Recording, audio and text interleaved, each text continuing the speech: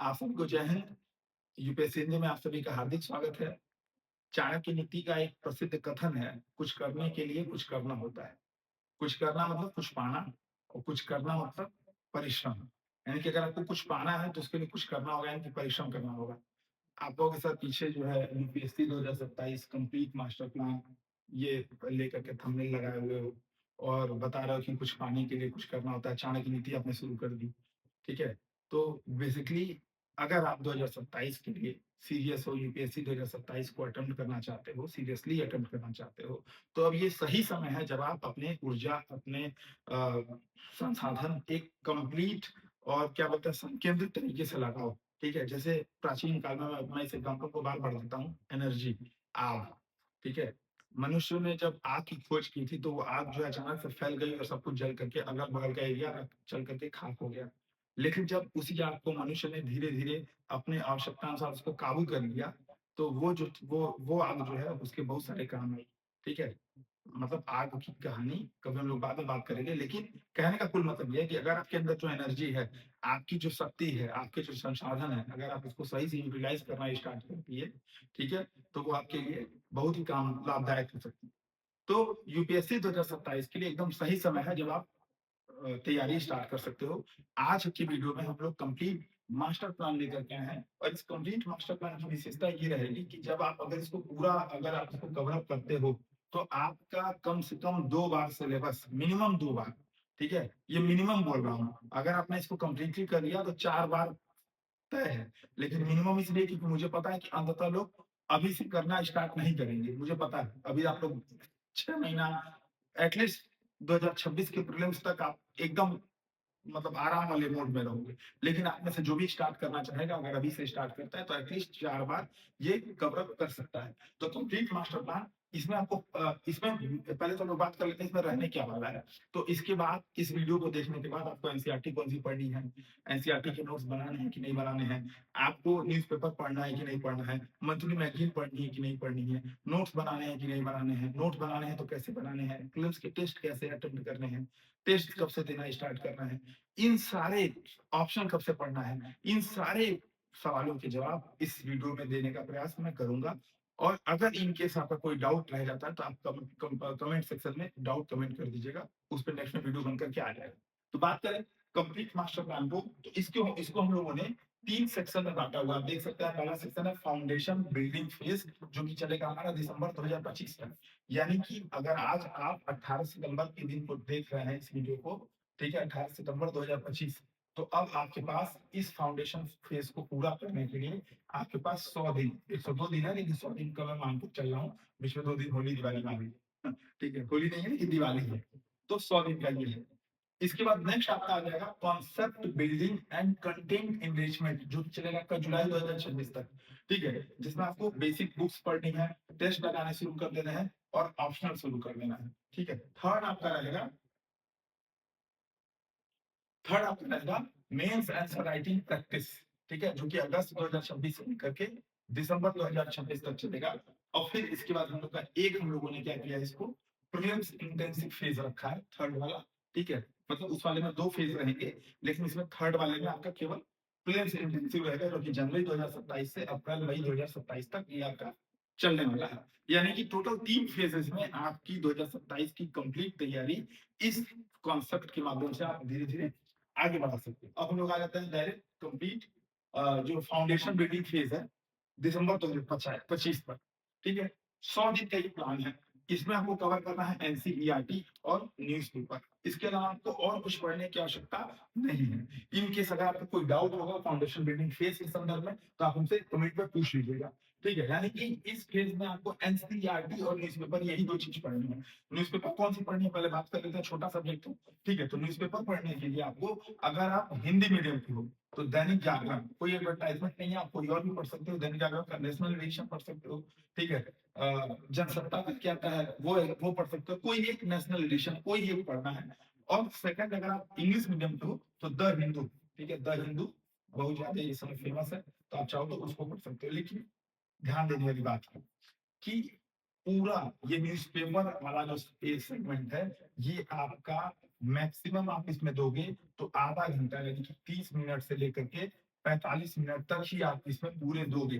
ठीक है? ये नहीं कि दिन भर बैठ कर के न्यूज़पेपर ही पढ़ रहे हैं। ठीक है? आज क्या पढ़े तो न्यूज़पेपर पढ़ा सर। ठीक है? एक-एक कोई न्यूज़ उठा कर पूछ लो। ये सब काम नहीं। केवल मेन-मेन जैसे दैनिक जागरण मान लीजिए आप पढ़ रहे हो तो दैनिक जागरण का नेशनल एडिशन का पहला पन्ना, उसके पीछे दूसरा पन्ना, ठीक है? उसके बाद से सॉरी दूसरा पन्ना नहीं पढ़ना, तीसरा पन्ना जिसमें राष्ट्रीय जागरण की खबरें होती हैं। मतलब आपको राष्ट्रीय खबरें पढ़नी है, अंतर्राष्ट्रीय खबरें पढ़नी है, चर्चा वगैरह स्थान वगैरह वो सब पढ़ने हैं। अर्थ जागरण पढ़ना है, सबसे पीछे का पन्ना पढ़ना है, खेल वाला पन्ना थोड़ा-सा क्योंकि यूपीएससी में अब एक आध क्वेश्चन खेल वाले पे भी बनने की संभावना रहती है, तो खेल वाले पन्ने में भी देखते चलेंगे, केवल देखना है। याद करने का प्रयास नहीं करना है, कोई फैक्ट मिलेगा तो उसको रखने का प्रयास नहीं करना है, कोई न्यूज़पेपर की कटिंग बना करके रखने की प्रयास नहीं करना है, स्क्रीनशॉट ये सब कुछ नहीं करना है। कुछ भी नहीं, कुछ भी नहीं, कुछ भी नहीं, केवल 45 मिनट में आपको सरसरी तौर पर पढ़ना है। फायदा क्या होगा सरसरी तौर पे पढ़ने का कि आपका उस न्यूज़ के प्रति एक पॉइंट ऑफ व्यू डेवलप होना वहाँ से स्टार्ट हो जाएगा। ठीक है? जैसे सपोज़ कर लो कि अमेरिका ने टैरिफ लगाया भारत के ऊपर, तो अब आप जब अर्थ जागरण पढ़ोगे तो आपको समझ में आएगा कि भारत में उसकी कुछ चीज़ें महँगी हो गई। भारत को थोड़ा-सा अपना निर्यात को जो है निर्यात विविधीकरण करना पड़ेगा, डाइवर्सिफिकेशन आपको करना पड़ेगा एक्सपोर्ट में, ठीक है? इम्पोर्ट में हम लोग बहुत ज़्यादा अमेरिका से कुछ करते नहीं हैं। क्या क्या होगा अगर ऐसा ही कोई टैरिफ चाइना लगा दे तो? चाइना से क्योंकि हम लोग बहुत ज़्यादा इम्पोर्ट करते हैं। तो कहने का कुल मतलब ये कि एक कॉन्सेप्ट बिल्डिंग होगा कि एक्सपोर्ट इम्पोर्ट क्या होता है, ठीक है? कोई चीज़ें आती हैं तो ड्यूटीज़ क्या होती है? मतलब कहने का कुल तात्पर्य ये है कि उसको सरसरी तौर पे पढ़ना है और जब वो टर्म आपके बुक में आए तो फिर वहाँ से कॉन्सेप्ट क्लियर करते जाना है। या न्यूज़पेपर में ठीक-ठाक इस प्रकार से रहता है कि आपका कॉन्सेप्ट वहीं पे क्लियर हो जाएगा। इन केस नहीं वहाँ पे है तो तुरंत 2 मिनट में सर्च कर लिया कि यार इसमें तो चैट जीपीटी का ज़माना चला हुआ है, ठीक है? कि अमेरिका के इम्पोर्ट का अमेरिका के टैरिफ का क्या प्रभाव पड़ेगा भारत पे। कहने का तो मतलब ये है कि न्यूज़पेपर को सरसरी तौर पे पढ़ना है, आधा घंटा 45 मिनट मैक्सिमम पढ़ना है। इसके बाद हम लोग आ जाते हैं, ठीक है? इसके बाद हम लोग आ जाते हैं एनसीईआरटी पर, ठीक है? अब एनसीईआरटी के लिए क्या पढ़ना है? एनसीईआरटी ध्यान रखिएगा आपको 6 से 12 तक, ठीक है? अब बात आती है पहले तो ये समझ लीजिए कि एनसीईआरटी क्यों? ठीक है? पहले हमको ये समझना है कि एनसीईआरटी क्यों पढ़नी है, ठीक है? ये क्यों बहुत ही महत्वपूर्ण है। एनसीईआरटी क्यों पढ़नी है? ऐसा नहीं है कि यूपीएससी बोलता है या जो लोग पीसीएस की तैयारी कर रहे होंगे, वो बोल मतलब पीसीएस बोलता है कि भाई एनसीईआरटी पढ़ लो, हम उससे क्वेश्चन बनाएँगे। नहीं, ऐसा नहीं होता है। एनसीईआरटी इसलिए पढ़ी जाती है क्योंकि हमारे नेशनल करिकुलम का एक तो पार्ट है, पहली चीज़। दूसरी चीज़, उसको तमाम विशेषज्ञों ने लिखा हुआ है, ठीक है? ऐसा नहीं कि किसी एक जैसे आप भारत संविधान पढ़ोगे तो वो जो है आपको क्या कहते हैं कि कोई एक व्यक्ति लिख दिया है, ठीक है? लेकिन इसको क्या किया है ग्रुप ऑफ विशेषज्ञ, ठीक है? एक्सपर्ट के ग्रुप्स ने उसको लिखा हुआ है, ठीक है? तो किसी एक धारा में बहने, किसी एक मत से प्रभावित होने का मतलब रामचरण शर्मा जब आप पढ़ रहे हो एंशिएंट हिस्ट्री के लिए, तो आप रामचरण शर्मा के विचारों से हो सकता है प्रभावित होकर के उन्हीं की तरह सोचने लगो।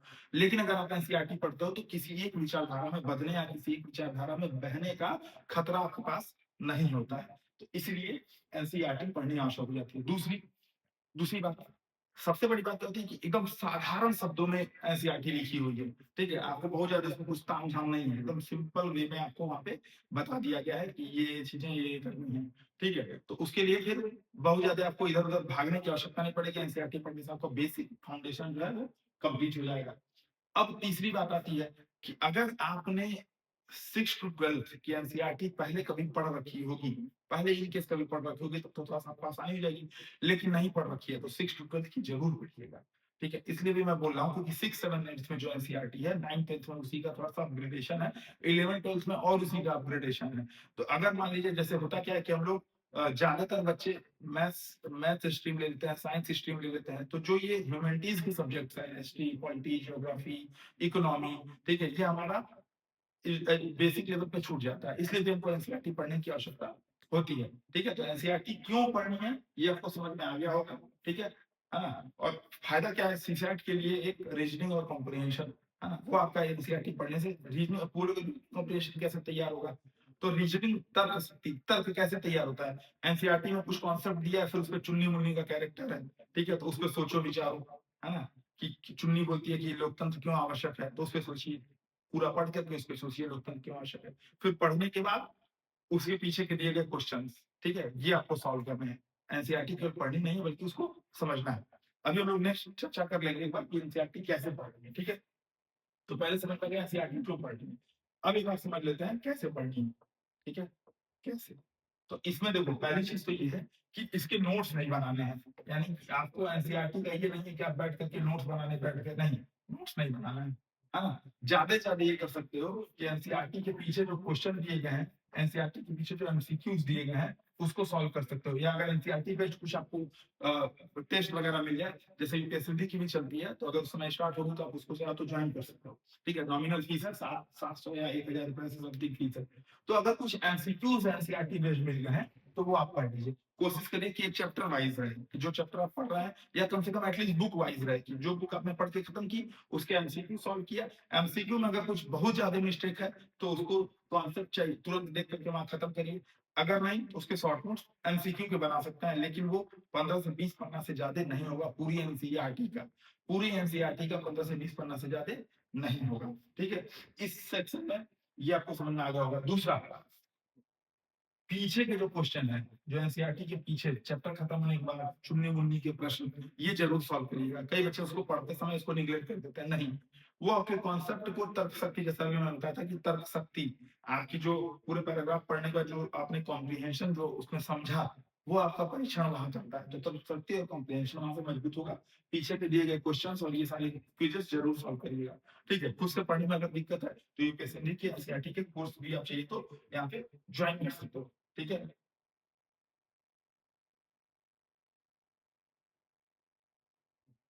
अब बात आती है कि कौन-कौन सी एनसीईआरटी आपको पढ़नी है।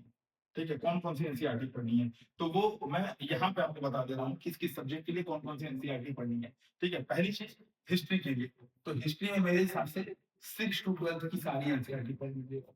ठीक है? 6 टू 12 की सारी एनसीईआरटी। 6-12 की सारी एनसीईआरटी। लेकिन बाद में फोकस किस पे करना है, ठीक है? बाद में फोकस किस पे करना है, अभी हम लोग आएँगे। तो हिस्ट्री के लिए आप 6-12 की सारी एनसीईआरटी पढ़ लेंगे और वर्ल्ड हिस्ट्री वाली भी, ये आपकी 11th की एनसीईआरटी है वर्ल्ड हिस्ट्री। ठीक है? तो ये केवल पढ़ लीजिएगा। ज्योग्राफी के लिए भी आप 6-12 की सारी एनसीईआरटी आपको पढ़ लेनी है। ठीक है? एनवायरनमेंट और क्या कहते हैं आपका करंट अफेयर तो अभी वहाँ पे है नहीं, ठीक है? एनवायरनमेंट जो है वो आपका मिल जाएगा। एनवायरनमेंट हो गया, साइंस सेंटर हो गया। ये क्या है, थोड़ा-सा डिस्ट्रैक्टेड है, बिखरा-बिखरा है, ठीक है? तो उसमें आपको क्या करना है, एनवायरनमेंट हो गया, साइंस एंड टेक हो गया। जैसे एनवायरनमेंट के कुछ सेक्शन आपको ज्योग्राफी में भी मिल जाएँगे, साइंस एंड टेक में कुछ सेक्शन मिल जाएँगे, ठीक है? तो कहने का कुल मतलब ये है, साइंस एंड टेक अगर आपको पढ़ना है तो 6 टू 10th, ठीक है? 6 टू 10th की पढ़ेंगे। 11th-12th की पढ़नी बहुत ज़्यादा आवश्यक नहीं है। इकोनॉमी पढ़ना है, तो अब जो नई बुक आई है, ठीक है?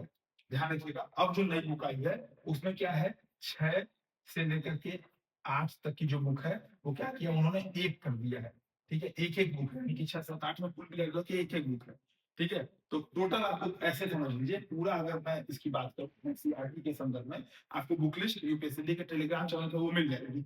बुक भी पूरी पीडीएफ, अगर आपको हिंदी इंग्लिश दोनों में पीडीएफ चाहिए, तो पीडीएफ भी आप टेलीग्राम चैनल से जा करके इस वाले डाउनलोड कर सकते हो। कहने का कुल मतलब ये है कि 6, 7, 8, ठीक है? 6, 7, 8 इसमें एक-एक ये हो जाएगी आपकी 3 बुक, ठीक है? और उसके बाद 9 से लेकर के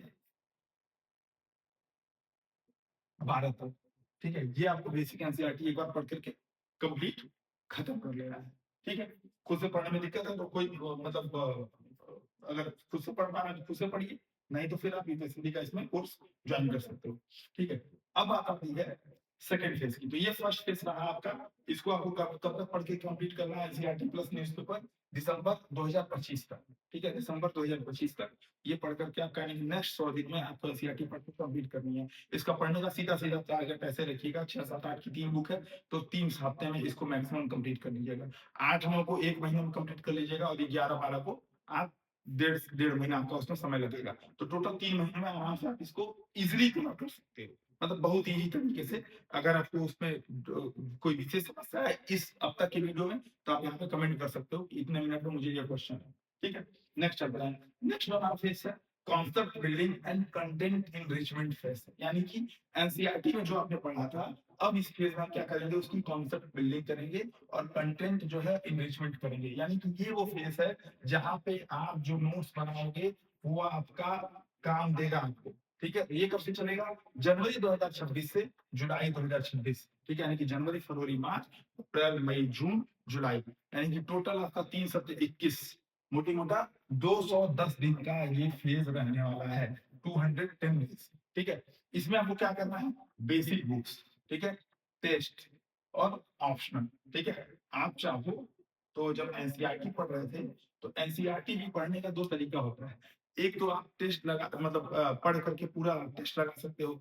एक है कि आप केवल डायरेक्ट पढ़ रहे हो, तो अगर आप टेस्ट लगाते हो तो रीज़निंग का होती है और उससे चीज़ें याद रहती हैं, ठीक है? आप चाहो तो एनसीईआरटी फेस से ही टेस्ट विश्वास कर सकते हो, लेकिन इन केस अगर नहीं किया है इन केस अगर नहीं किया है, तो अब इस फेस से आप टेस्ट स्टार्ट कर सकते हो, ठीक है? इसमें आपको क्या पढ़ना है? जो सब्जेक्ट है उसके लिए बेसिक बुक्स, ठीक है? जैसे देखो पॉलिटी की एनसीईआरटी कांसेप्ट वाइज़ बहुत अच्छी है, ठीक है? खास करके जो 11th की एनसीईआरटी है सिद्धांत एवं व्यवहार, ठीक है? लेकिन दिक्कत क्या है उसको पढ़ने से काम नहीं चलेगा। तो ऐसे में कुछ सब्जेक्ट्स के लिए आपको बेसिक बुक्स की ज़रूरत पड़ सकती है, ठीक है? कुछ सब्जेक्ट्स के लिए अब आपको बेसिक बुक्स की ज़रूरत पड़ सकती है। तो इस 210 दिन में आप क्या करने वाले हो? इस पूरे कॉन्सेप्ट बिल्डिंग और कंटेंट एनरिचमेंट में न केवल अपना बेसिक मजबूत करोगे, फाउंडेशन के बाद बेसिक की तरफ आएँगे और अपना ऑप्शन भी मजबूत करोगे। अब बात आती है कैसे किया जाएगा? तो उसके लिए फिर ये आपको मिला है। जैसे इसमें हिस्ट्री अगर आपको पढ़नी है, ठीक है? तो अब एनसीईआरटी से इतर अगर आप किसी बुक की तरफ जाना चाहो तो उसके लिए मैं आपको बताता रहूँ। हिस्ट्री में आपके पास हालाँकि मैं कहूँगा एनसीईआरटी पढ़िए, लेकिन इन केस अगर आपको पढ़ना है तो एनसीईआरटी में आप पढ़ सकते हो आर.एस. शर्मा, ठीक है? और ये सारा जो भी बुक्स मैं बता रहा हूँ, ये आदित्य पांडे सर, गौरव सर, बजरंग सर, तमाम लोगों से डिस्कशन होता रहता है, तो उसके आधार पर बता रहा हूँ। ठीक है? तो एशियंट के लिए आर एस शर्मा, मिडागर के लिए सतीश चंद्रा, ठीक है? सतीश चंद्रा और मॉडर्न के लिए स्पेक्ट्रम, ठीक है? मॉडर्न के लिए स्पेक्ट्रम, ठीक है? ये उनको पढ़ना है। देखो आर एस शर्मा और सतीश चंद्रा बेसिकली क्या है? ये पुरानी वाली एनसीईआरटी ही है, ठीक है? एनसीईआरटी है। स्पेक्ट्रम इसलिए बोला जाता है पढ़ने के लिए क्योंकि थोड़ा-सा फैक्चुअल है और कई बार क्या हो रहा है अब यूपीएससी, यूपीपीसी अगर मान लो आप पीसीएस की तैयारी करो तब तो बहुत इंपॉर्टेंट हो जाती है कि कई बार फैक्ट पे आधारित प्रश्न पूछ देता है। तो ऐसे में स्पेक्ट्रम आपको डिटेल्ड फैक्ट प्रोवाइड यहाँ पे कराता है। एक बच रहा आर्ट एंड कल्चर, ठीक है? आर्ट एंड कल्चर इसके लिए आप 11th और 12th की एनसीईआरटी ही पढ़नी है इसमें, ठीक है? भारतीय कला का परिचय, इंट्रोडक्शन टू इंडियन आर्ट, केवल यही पढ़नी है। और जैसे अब एक रेफरेंस बुक आ जाती है आपकी नितिन सिंघानिया की, ठीक है? तो नितिन सिंघानिया पूरा चैप्टर नहीं पढ़ना है, कुछ मेजर चैप्टर्स जैसे नृत्य कलाएँ, दृश्य कलाएँ, ठीक है? वास्तु कला हो गई, है ना? जो संगीत हो गया, तो मतलब 3-4 चैप्टर ही इसके पढ़ने हैं। इन केस अगर आपको नहीं समझ में आ रहा होगा, तो एक बार कमेंट करके बताइएगा, उसपे एक शॉर्ट वीडियो आपको मिल जाएगा, लेकिन कमेंट कर दीजिएगा, ठीक है? तो नितिन सिंघानिया एक यहाँ पे पहली रेफरेंस बुक या पहली आप रेफरेंस बुक को देख सकते हैं आप, ठीक है? एक होता है फिर आपका, ठीक है? फिर है जियोग्राफी। ज्योग्राफी में बेसिक बुक्स के लिए केवल और केवल 11th और 12th की एनसीईआरटी, ठीक है? 11th की और 12th की एनसीईआरटी, ठीक है? इसमें 4 एनसीईआरटी आएगी, 2 11th की, 2 12th, ठीक है? केवल एनसीईआरटी। इसमें हिंदी में बात करें तो रहेगा भारत का भारत भौतिक पर्यावरण, भौतिक भूगोल के मूल सिद्धांत, मानव भूगोल के मूल सिद्धांत और भारत लोक और अर्थव्यवस्था। तो टोटल 4 ज्योग्राफी की बुक आएगी। अगर आपका ऑप्शनल ज्योग्राफी नहीं है, ठीक है? जिनको ऑप्शनल ज्योग्राफी है, वो तो अपने ऑप्शन के अकॉर्डिंग पढ़ेंगे, लेकिन अगर ऑप्शनल ज्योग्राफी नहीं है, तो केवल तब आपको एनसीईआरटी पढ़नी है। एनसीईआरटी से इतर कुछ नहीं। प्लस इसमें एटलस लग जाएगा आपका, ठीक है? एटलस। अब बात आएगी एटलस का यूज़ कैसे करोगे? तो जैसे मान लो भारत लोक और अर्थव्यवस्था पढ़ रहे हो, तो जहाँ जगह जिस जगह का लोकेलिटी दिखा रहा है, तुरंत उठा करके अर्थव्यवस्था के पॉइंट ऑफ व्यू से वहाँ पे मैप में देख सकते हो, पीछे एटलस के दिया हुआ है, ठीक है? जैसे ये देखो, ये एटलस की बुक है। अब जैसे मान लो सपोज़ कर लो कि इसमें कोई खदान मैदान के बारे में बता रहा है या कुछ फसल वगैरह के बारे में बता रहा है, तो तुरंत उठा करके फसल वाला देख लिया। जैसे मान लो सपोज़ कर लो भारत भौतिक पर्यावरण पढ़ रहा है, उसमें गंगा नदी तंत्र के बारे में बता रहा है, तो तुरंत उठाया और क्या देखा गंगा नदी तंत्र, गंगा नदी कहाँ से निकलती है, कौन-कौन सी नदियाँ इसमें आकर के मिलती हैं, तो गंगा नदी बन जाती है। फिर पूरे पंचप्रयाग का कॉन्सेप्ट क्या है, कहाँ जाकर के मिल रही है, प्रमुख ट्रिब्यूटरीज कौन सी हैं, तो ऐसे ही हर नदी के बारे में आपको इसमें एटलस से मांगना पड़ेगा, ठीक है? अब प्लस इसमें मैप वर्क भी हो जाएगा। ठीक है, अगर मैप वर्क की क्लास आप ऑनलाइन चाहते हो यूट्यूब पे तो कमेंट करके बताइएगा, मैप वर्क हम लोग करा देंगे।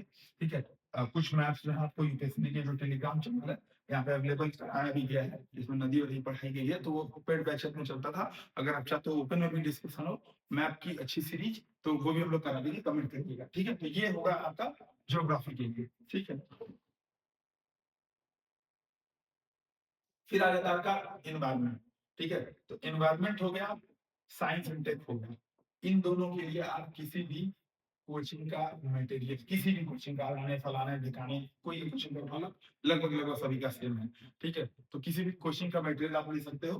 ठीक है, और सभी में अब तक जितना भी इन लोगों ने किया सभी पीवाईक्यू जरूर करना। अभी कैसे पढ़ेंगे हम लोग उसमें बताएंगे तो बताऊंगा ही, लेकिन पीवाईक्यू भूलिएगा मत, अगर इनकेस मैं भूल जाता हूँ तो ये आपको याद रखना है। ठीक है, अब आता है क्वालिटी के लिए, तो क्वालिटी के लिए सबसे बढ़िया क्या है, इस समय पैसा नहीं दे रहे हैं वो, लेकिन तब भी एम लक्ष्मीकांत।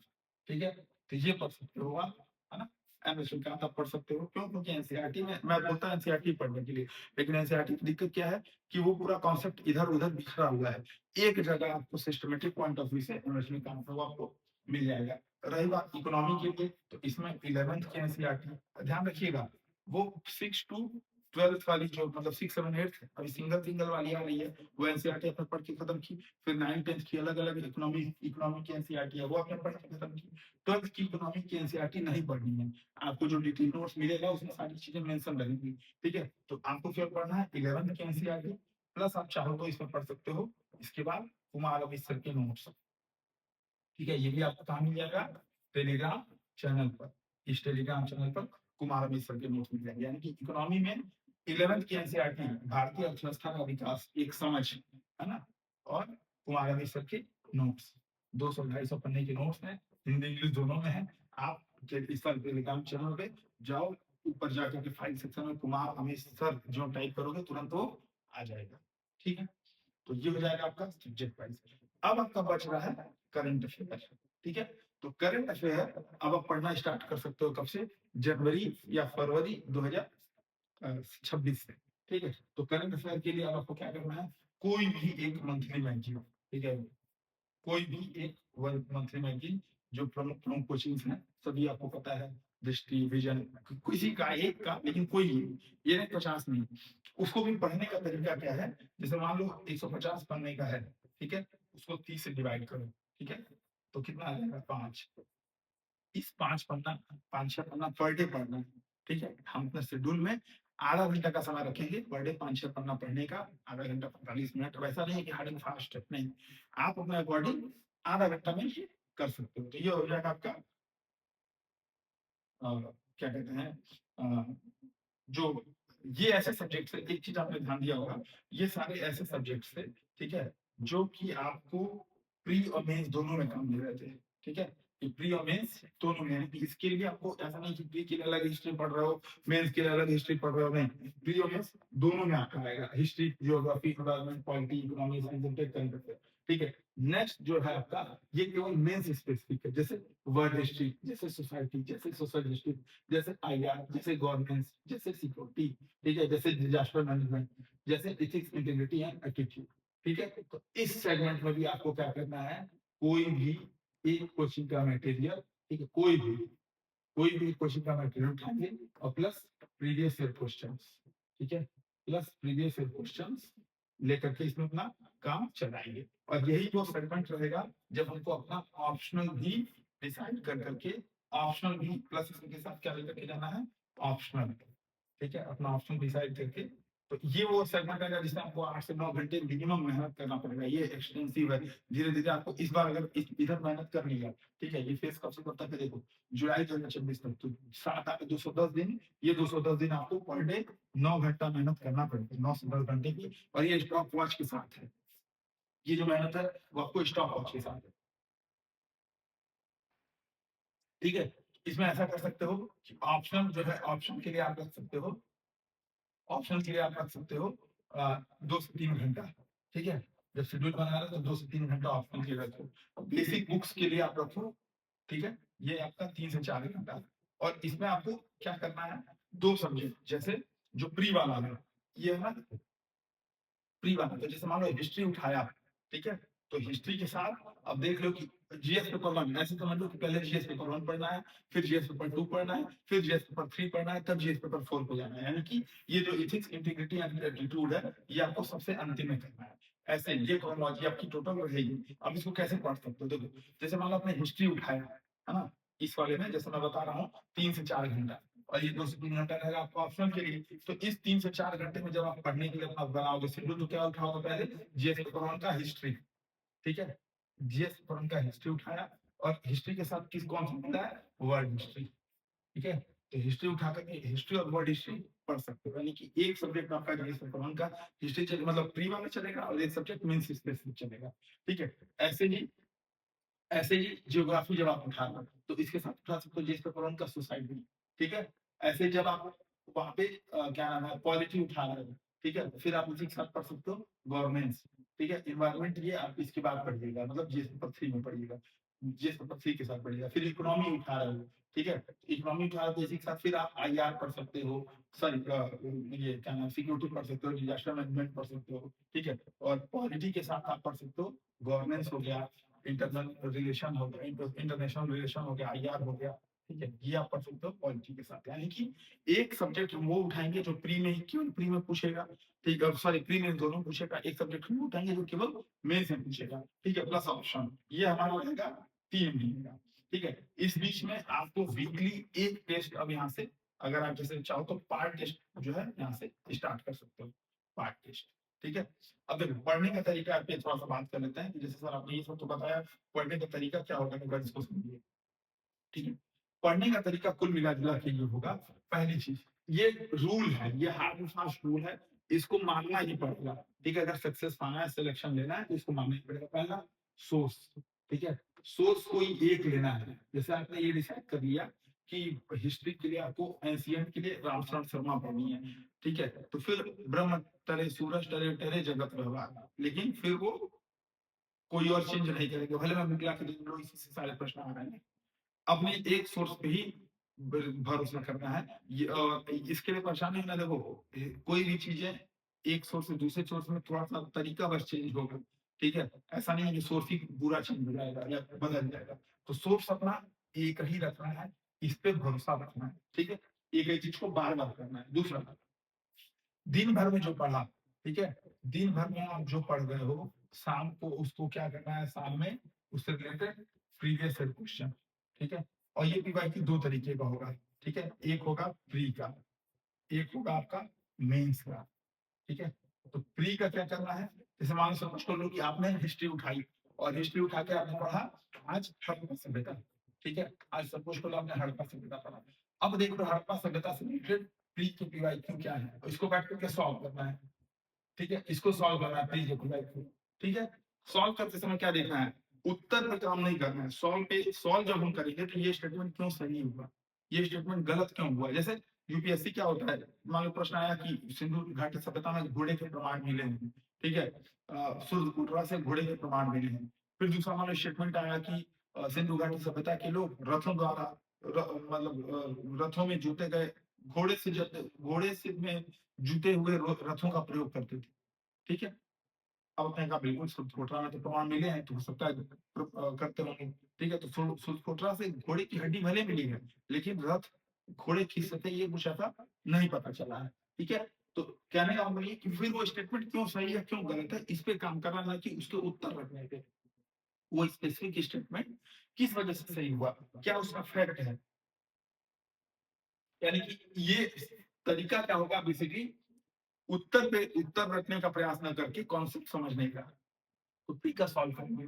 सेकंड आपको क्या करना है, मेंस का बैठ करके आपको केवल फर्स्ट राउंड में देखना है, यानी कि देख लीजिए कि सिंधु घाटी सभ्यता से मेंस में कौन सा प्रश्न पूछा है, उसका उत्तर क्या होगा, उत्तर का स्ट्रक्चर, मेन बॉडी, इंट्रोडक्शन में क्या लिखा है, मेन बॉडी में क्या लिखा है, कंक्लूजन में क्या लिखा है। तो इसके लिए आपके पास प्री और मेंस इन दोनों का आपके पास होना चाहिए सॉल्व, ठीक है? तो ये सॉल्व भी आप अपने साथ रखिएगा इस फेज के साथ ही। आप चाहिए तो एनसीईआरटी वाले फेज के साथ ही यहाँ पे जब एनसीईआरटी पढ़ रहे हैं हिस्ट्री का, जब जो टॉपिक पढ़ना तो चाहिए तो यहीं से स्टार्ट कर सकते हैं प्रीवियस ईयर क्वेश्चन, कोई दिक्कत की बात नहीं है, ठीक है? प्रीवियस ईयर क्वेश्चन उठाइए, प्री के सॉल्व करिए, मेंस के देखते चलिए, ठीक है? लेकिन अगर वहाँ नहीं करते हैं तो यहाँ पे ज़रूर करना है, ठीक है? यहाँ पे ज़रूर करना है। तो ये होगा तरीका आपका, ठीक है? इसके बाद, है ना? अब आपने सपोज़ करो कि सपोज़ करो ये हड़प्पा वाला कहानी, ये जो है हिस्ट्री, आपने इसका पढ़ा हड़प्पा, ठीक है? हड़प्पा आपने पढ़ा, शाम को क्या किया? प्रीवियस ईयर क्वेश्चन लगाया, ठीक है? किसके? प्री के, और मेंस का क्या किया? देखा, ठीक है? ऐसा करके आप हफ्ते में कुछ-कुछ टॉपिक हिस्ट्री के पढ़ेंगे, ठीक है? फिर हफ्ते के अंत में अब चाहिए तो आप यहाँ से टेस्ट सीरीज वगैरह जॉइन करके, ठीक है? टेस्ट सीरीज जॉइन करके और फिर यहाँ से अब गलतियों के नोट्स बनाना स्टार्ट कर सकते हैं। टेस्ट सीरीज ज्वाइन कर लिया और टेस्ट सीरीज के माध्यम से गलतियों के नोट्स बनाना अब इस पेज से एटलीस्ट स्टार्ट कर देना। आप चाहिए तो ये काम एनसीईआरटी के साथ ही कर सकते हैं। एनसीईआरटी से पढ़ रहे हैं तो एनसीईआरटी बेस्ड टेस्ट सीरीज, या नहीं तो फुल मतलब सॉरी सब पार्ट टेस्ट सीरीज के साथ आप स्टार्ट कर सकते हो। जैसे यूपीएससी हिंदी की भी स्टार्ट कर दूंगा, उसके बारे में भी दिखाऊंगा आपको, ठीक है? तो लेकिन अगर वहां नहीं किया तो अब यहाँ से आपको वीक के अंत में एक part test series at least 50 question का बनाना है। उन 50 क्वेश्चन पे आपको मेहनत करनी है। 50 क्वेश्चन का मतलब 50 टॉपिक, ठीक है? तो जैसे अगर आपने यूपीएससी की ज्वाइन किया है या ज्वाइन करना चाहोगे, तो उसमें हम लोगों ने क्या किया, 50-50 क्वेश्चन के 4 पार्ट टेस्ट रखे हैं। यानी कि इस पूरे हिस्ट्री को पढ़ने के लिए आपके पास 4 हफ्ते का समय हम लोगों ने उसमें रखा हुआ है। पढ़ा, 400 क्वेश्चन की प्रैक्टिस किए, टोटल आपके हो जाएँगे 200 टॉपिक, ठीक है? 200 टॉपिक आपने आराम से तैयार किए, उसके शॉर्ट नोट्स बनाए। इस शॉर्ट नोट्स को अब क्या करना है, सवेरे पोथी बना कर के रख लेना है? नहीं। इस शॉर्ट नोट्स को क्या करना है? सवेरे उठ कर के आधा घंटा, 15 मिनट, जितना भी देर आपके पास समय मिले, उस शॉर्ट नोट्स का रिवीजन, डेली रिवीजन। जब रटोगे, जब उसको तैयार करोगे, जब फैक्ट याद करोगे, तो वो धीरे-धीरे कॉन्सेप्ट आपको समझ में आना स्टार्ट हो जाएगा। तो ये हो जाएगा तरीका, ठीक है? अब बात कर लेते हैं थोड़ा-सा ऑप्शनल, ठीक है? अब बात कर लेते हैं थोड़ा-सा ये क्या बोलूँ मैं,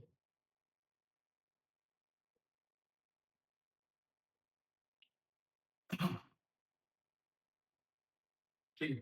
अब आपको बच रहा है ये ऑप्शनल। अगर मान लो इन केस आपका ऑप्शन कोई ऐसा है, जैसे हिस्ट्री ऑप्शनल है, ज्योग्राफी ऑप्शनल है, ठीक है? तो फिर उसके लिए आप अपने ऑप्शनल के अकॉर्डिंग पढ़ोगे। लेकिन अगर मान लो अगर आपका ऑप्शन हिंदी साहित्य है, ठीक है? तो हिंदी साहित्य का मैं डिटेल में वीडियो बनाऊँगा। लेकिन इसमें आप ये कर सकते हो कि जो अगर आपका ऑप्शनल हिंदी साहित्य है, तो ये जो पहला वाला फेज था, एनसीईआरटी न्यूज़पेपर, यहाँ पे डाल सकते हो आप थोड़ी-सी कहानी, ठीक है? कविता, नाटक, है ना? उपन्यास, ठीक है? यानी कि जब आप पढ़ के थोड़ा-सा बोरियत आ रही है, तो उठा के कोई कहानी पढ़ ली, उठा के कोई कविता पढ़ लिया, उठा के कोई नाटक पढ़ लिया, उठा के कोई उपन्यास स्टार्ट कर सकते हो, ठीक है? कहने का कुल मतलब ये है कि इस फ़ेज़ में अगर आप नहीं डिसाइड है, तो यहाँ से स्टार्ट कर सकते हो। सेकंड वाले फ़ेज़ में जाकर के फिर आपको क्या करना है, बुक लिस्ट, ठीक है? बुक लिस्ट आपको मिल जाएगी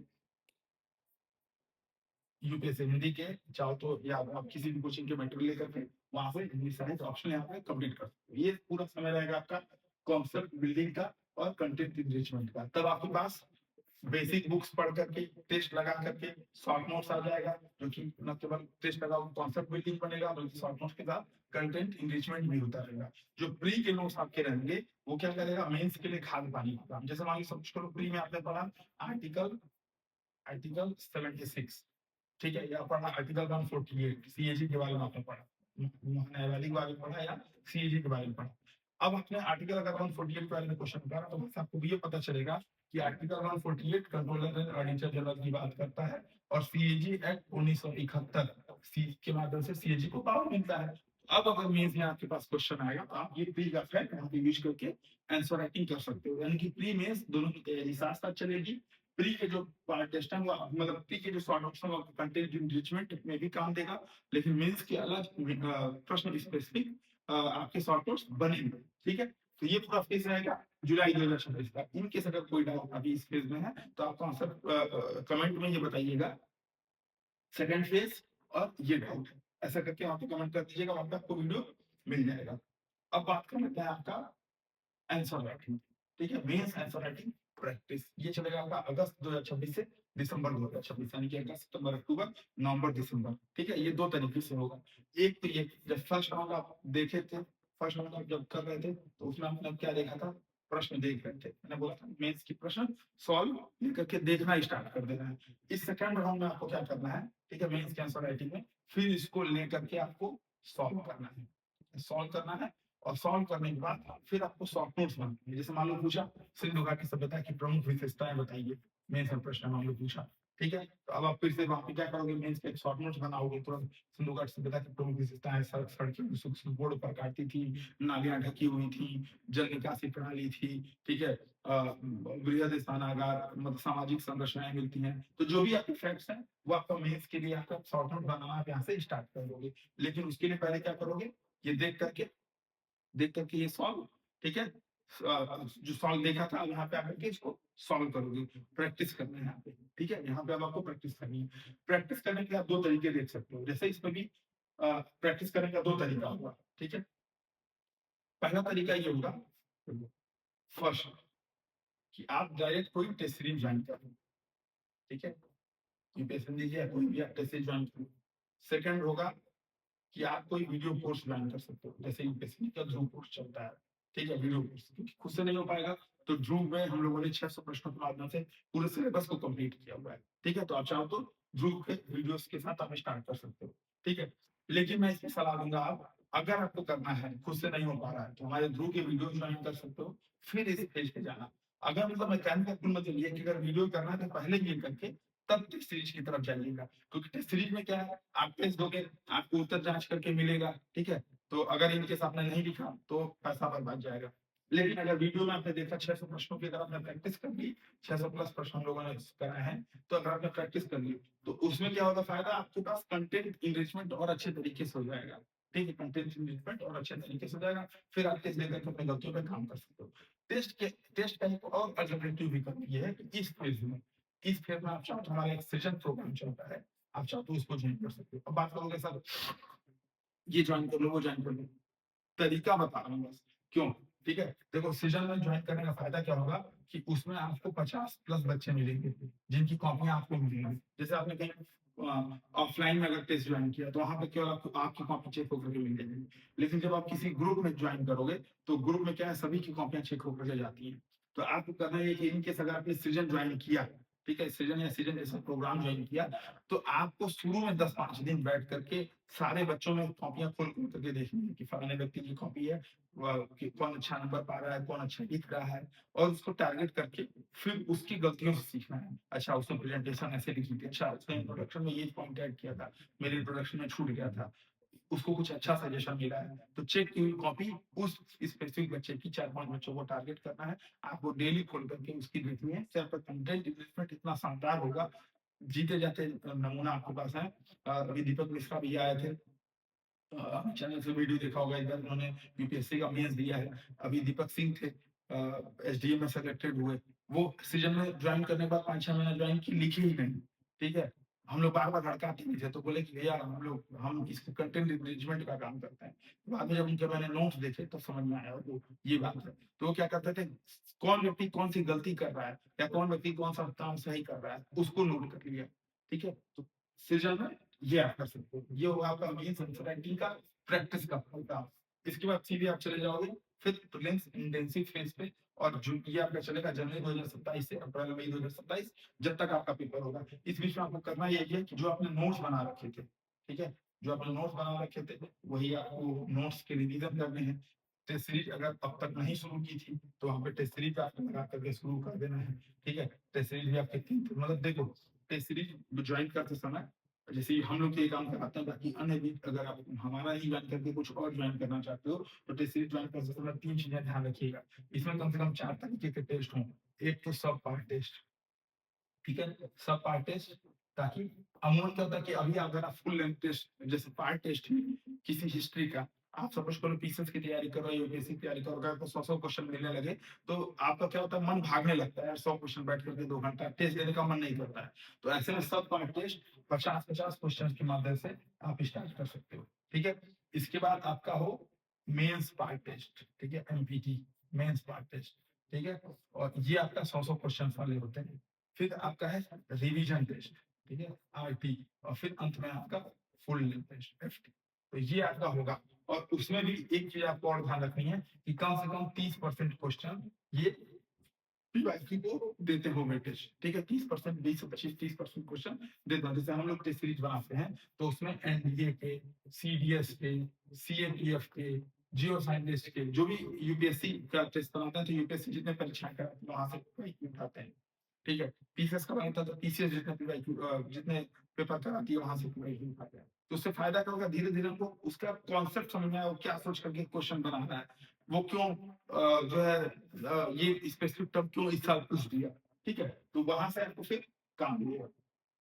ये है आपका पूरा प्रीलिम्स इंटेंसिव फेज का तरीका। फिर आपको नोट्स टेस्ट, इस बीच में यही सब करना है करंट अफेयर के लिए। मैगजीन वगैरह का अगर कुछ करना होगा तो फिर इस फेज में आप कर सकते हो। एक बात आती है, ठीक है, कि ये काम आपको करना है। रिवीजन मिनिमम 3 बार जरूर करना है। नोट्स आपका खुद का तैयार होना चाहिए। टेस्ट सीरीज और एग्जामिनेशन ये आपको मतलब एग्जाम के फील को जो है बनाए रखेंगे। तो टेस्ट सीरीज जो है बहुत ही मस्त हो जाता है आपके एग्जामिनेशन के लिए। ऑप्शनल सब्जेक्ट जो है आपके मार्क बूस्टर का काम करेगा, तो इसको छोड़ना किसी भी लिहाज से सही नहीं है। और मेंटल स्ट्रांग ये आपको बहुत आवश्यक है, क्योंकि जैसे मान लो आपको फीडबैक पॉजिटिव मिला, जैसे जो आपकी फीडबैक पॉजिटिव मिला, मेंटली आप स्ट्रांग हो गए।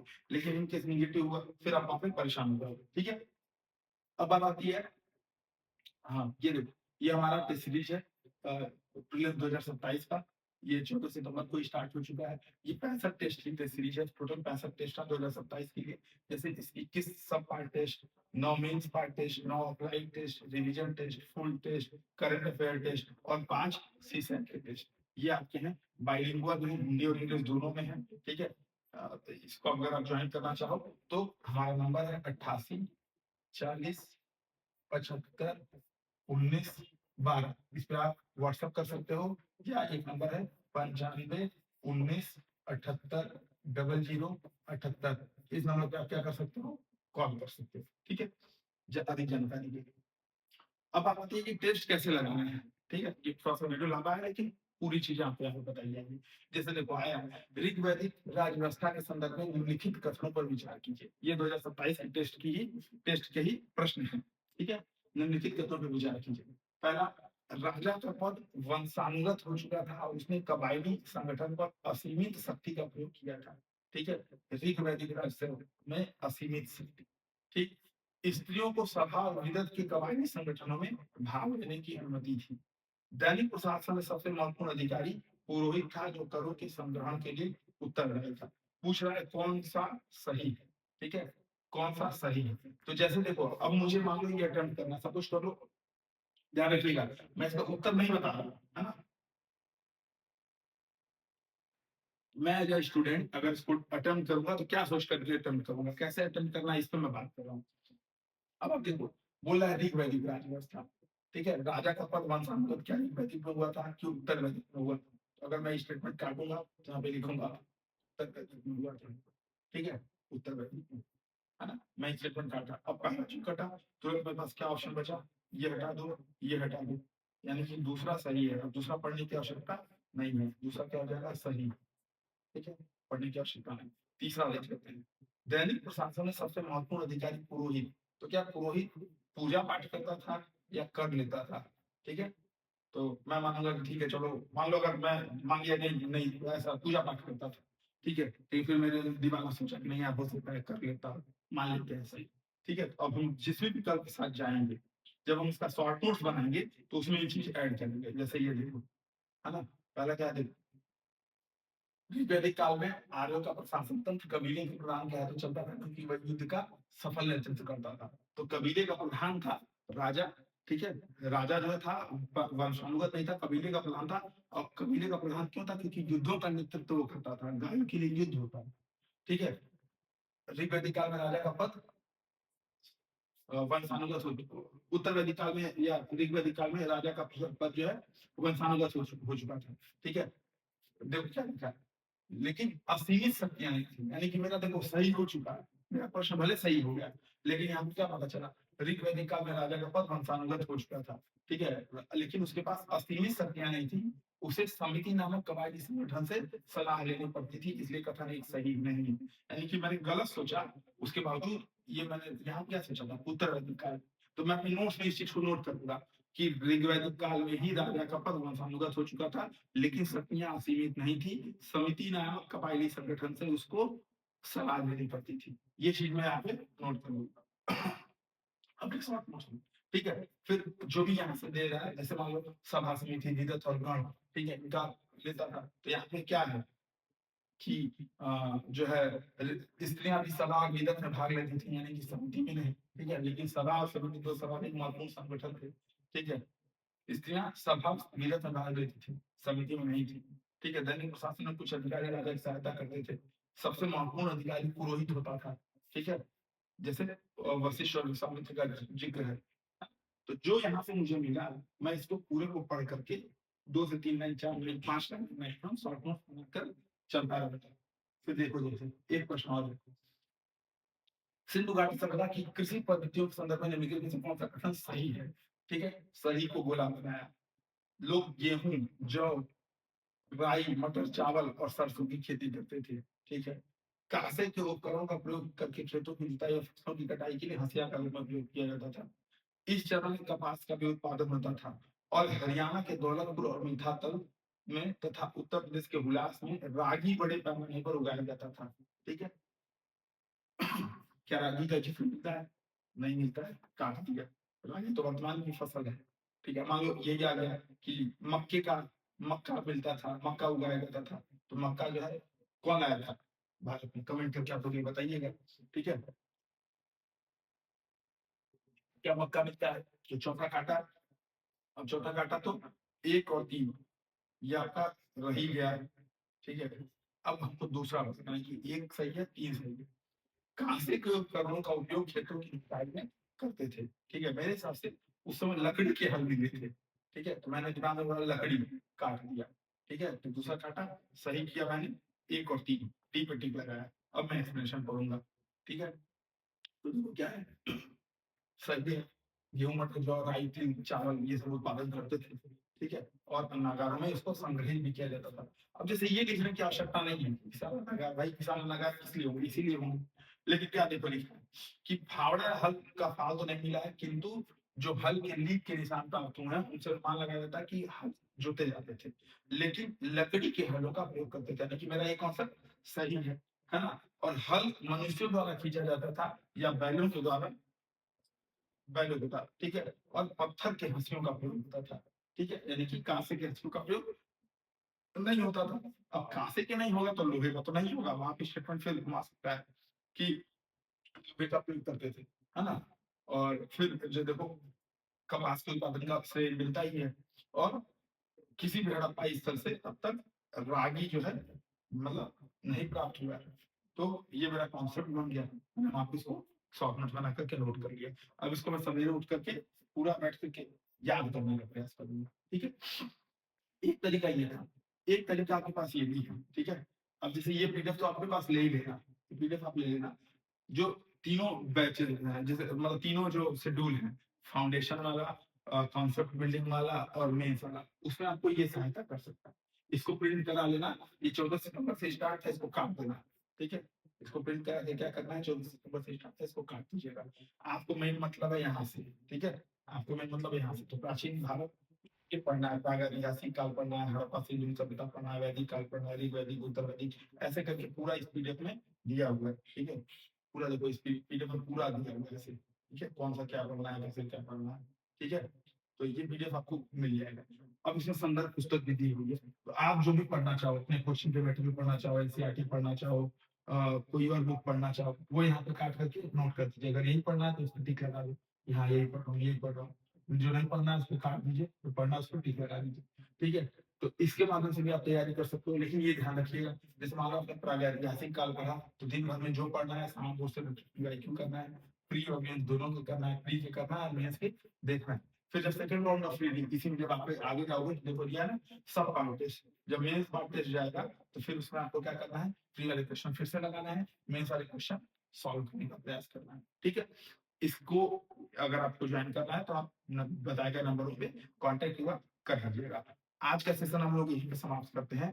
अगर आपको 2027 की तैयारी के संदर्भ में कोई और इसके अलावा डाउट हो तो कमेंट बॉक्स में जाकर के अपना कमेंट पुट करिएगा, टीम आपको वहाँ पे रिप्लाई करती है। या आप हमारे टेलीग्राम चैनल भी ज्वाइन कर सकते हैं, वहां से भी आपको जवाब मिल जाएगा। तो आज का सेशन यहीं समाप्त करते हैं। सभी को जय हिंद, बहुत बहुत धन्यवाद।